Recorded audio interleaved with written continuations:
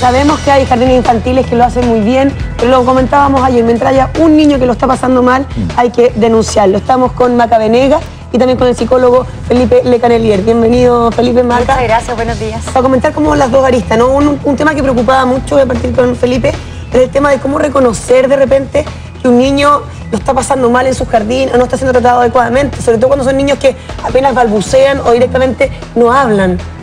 Sí, en general primero hay que considerar cómo el niño ha sido tratado en la casa. Lo que nosotros hemos visto es que si los niños no son muy bien tratados en la casa, estos malos tratos del jardín para el niño no le parecen tan extraños, simplemente es como más de lo mismo de la vida del niño. Pero cuando el niño ha sido bien tratado en la casa, lo que observamos en general son como dos tendencias.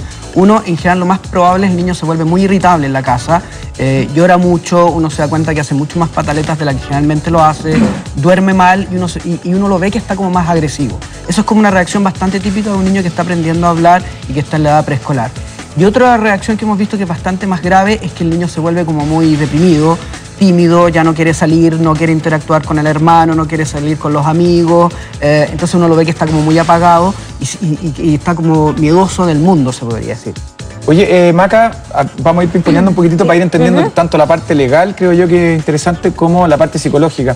Ayer hablábamos de este tema de que algunos jardines infantiles no están, digamos, certificados por la Junji, otros sí, unos pueden operar así, otros no. Veamos a esta niña que dice que es abogada cuando finalmente no era abogada. Entonces, aquí, ¿cuál es el tema? Que la ley dice que cualquier persona puede llegar mañana a decir con un poco de capital, yo pongo un jardín infantil y lo hago a mi manera.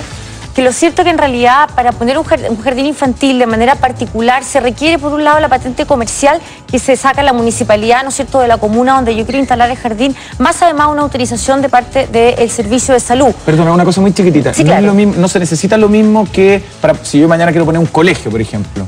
¿Es diferente los requisitos? Es distinto, ya. Son distintos. Esto solamente para el jardín infantil y sala cuna se requieren, digamos, estos dos antecedentes, la patente comercial del municipio y la autorización del servicio de salud.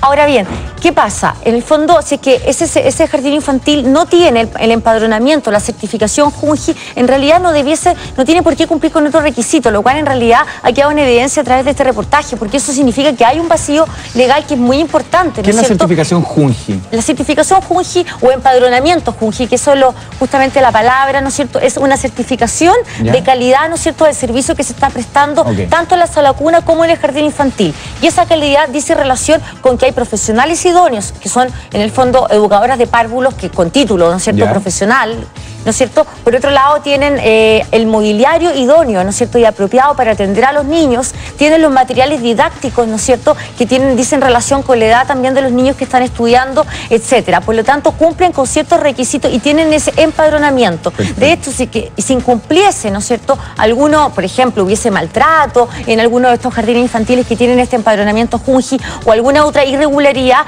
habría para los padres, ¿no es cierto?, una instancia de reclamo. Podría, ¿no es cierto?, porque hay una fiscalización de parte de esta Junta de Jardines Infantiles, ¿no es cierto?, que está presente y podría, ¿no es cierto?, no sé, denunciarse a una educadora que no está cumpliendo o algún maltrato. Maca, ¿y uno puede exigir como en su derecho de papá, digamos, que te muestren el título, no lo certificado por la Junji, sino a un otro jardín infantil? Es que yo creo que en realidad cuando un jardín ya tiene el empadronamiento Junji, ya no tiene nada que esconder. Y hay una garantía, está certificado. Ahora, si es que el padre o madre llegase a ese jardín y pide la acreditación, ¿no es cierto?, yo creo que va a ser absolutamente transparente. Pero en el otro caso... Y en el otro caso, lo que pasa es que yo creo que ahí, muy bien lo decía el reportaje, yo creo que los otros jardines, que son los particulares, privados, que están buscando más bien ganar dinero y no en el fondo, ni se certifican por la Junji, ni tampoco hacen el otro sistema, ¿no es cierto?, que es en el fondo los jardines subvencionados, que es por la Ley General de Educación, que hay un reconocimiento, ¿no es cierto?, que también lo hace el Estado de los jardines infantiles. En realidad, eso quiere decir que también es optativo, porque certificarse ante en el fondo el Ministerio de Educación o ante el Estado también es optativo. Quiere decir que algo irregular hay ahí. Pero ¿no debiera ir la patente comercial para poder operar con un jardín infantil, ir de la mano con la certificación Junji? Debiese, pero en la práctica no opera así. Es una alternativa, es en el fondo si es que efectivamente el jardín infantil cumple con eso y quiere dar una educación de calidad, en el fondo empadronarse en Junji, pero no es una obligación. Y es ahí donde está el vacío, porque hoy por hoy cualquier persona, tú, yo, la Javiera, nos podríamos instalar con un jardín infantil simplemente sacando una patente comercial, teniendo la autorización del servicio de salud, sin cumplir con los requisitos mínimos en el fondo de la educación de calidad en este país, que es lo que justamente te da el empadronamiento Junji. Me gustaría preguntarle a Felipe, uno piensa a lo mejor quizás un niñito muy pequeño, de meses o un año, que todavía aún no habla, que ha pasado por un maltrato. ¿Puede tener, qué tipo de secuelas puede tener a futuro? ¿O eso se olvida? Bueno, en general nosotros lo que observamos en el análisis de los videos es que aquí de partida hubo no solamente maltrato psicológico, sino que hubo maltrato físico. Si el maltrato es continuado, es crónico y es dado por personas que son importantes para el niño, como son las educadoras, sí uno espera, yo no quiero ser alarmante, decir un trauma para toda la vida, pero sí yo espero que el niño vaya a tener como un problema de adaptación posterior. ¿En qué sentido? Lo sabemos por muchas investigaciones, que lo que ocurre en la edad preescolar o la educación parvularia determina gran parte cómo el niño va a pasarlo después en la edad escolar. No solamente en términos de adaptación afectiva, sino que en rendimiento académico. Ayer veíamos que nos comentaban que para bajar los costos del jardín ponen siempre estudiantes en práctica. Entonces, por ejemplo, la Rita contaba que su hija que en el fondo se encariña con una tía y está 2 meses y listo, otra tía. Eso me imagino que a los niños no les hace muy bien, ¿no? Porque hay un apego ahí que te dura muy poquito y te van sacando como tus afectos, ¿no? Sí, el gran cambio en la educación parvularia ahora tiene que ver con que ahora sí las educadoras tienen apego con estos niños, que es una relación bastante profunda que uno solo suele tener con las madres, con los cuidadores más estables. Entonces, si el niño está constantemente cambiando estas relaciones, eso afecta su desarrollo. Ahora, el gran tema tiene que ver, de hecho, por ejemplo, la tendencia en otros países es que un niño no debería ni siquiera cambiar de educadoras de año tras año. O sea, que debería tener la misma educadora desde los 2 a los 4 años. Yo tengo recuerdos de eso también en el jardín infantil. Tenía las mismas tías durante 3 años. Claro, eso se ha visto que es lo ideal. Me acuerdo perfecto. Felipe, yo quiero saber una cosa. Yo vi escenas de zamarreo, pero más que nada lo que muestra el reportaje también son escenas de mucha violencia verbal. De, no, eres tonto, o no te comes toda la comida, entonces te quedas callado. Ese tipo de trato, ¿a partir de qué momento, de qué mes de vida, de qué año de vida al niño le va a influir en el futuro, en una conducta posterior? Desde el nacimiento. O sea, los niños en general, sobre todo las guaguas, tienen un sentido bastante de sensibilidad de poder ver qué es lo que les están haciendo a ellos. Entonces se ha visto que en general guaguas de 2 meses, 3 meses, que ya empiezan a recibir gritos, malos tratos, uno empieza a ver que el niño empieza como a deteriorarse en su desarrollo. La Pati quiere preguntar que sí, a la abogada. Buenos días. Hola, Pati. Ayer vimos una escena bastante dramática respecto a que los periodistas van a la casa de una familia a advertirle a la mamá que la niña estaba siendo agredida durante mucho tiempo.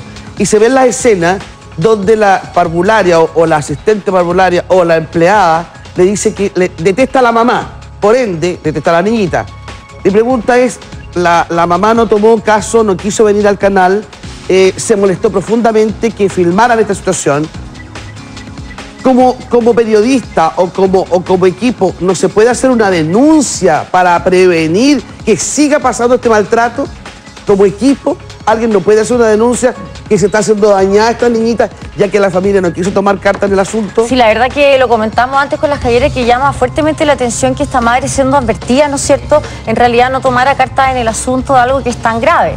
Ahora, sí me interesaría, y quizás no soy yo la especialista, de saber si ese maltrato en el fondo constituye, ¿no es cierto?, o no, algún tipo de lesión, porque en realidad estamos hablando finalmente de eso. Acá no hay una relación de parentesco entre las tías de jardín y la niñita, por lo tanto estaríamos cayendo en materia penal y viendo, ¿no es cierto?, si es que acaso eso constituye una lesión que pudiese ser leve o dependiendo de la edad, quizás para eso, por eso digo, no soy el especialista, dependerá también desde el punto de vista psicológico si ello constituye una lesión, digamos, para esta menor, y por lo tanto, siendo así, cualquier persona puede denunciar un hecho, ¿no es cierto? Claro, porque perfecto, en el fondo sería un delito de acción pública en el caso que estuviéramos frente a un delito de lesión. Oye, un paréntesis muy cortito, la tía Angélica, que es la que estamos viendo en las imágenes, que le da la comida así como a la fuerza a la niñita, fue removida de sus funciones. Para que, bueno, un detalle para que sepan. Esas son las consecuencias de este reportaje también. Claro. Queremos agradecer la presencia de la Maca, de Felipe, muchas gracias por habernos acompañado, un tema que obviamente preocupa mucho a las mamás, a los papás y en general a todos. Bueno, y como nos preocupamos de este tema...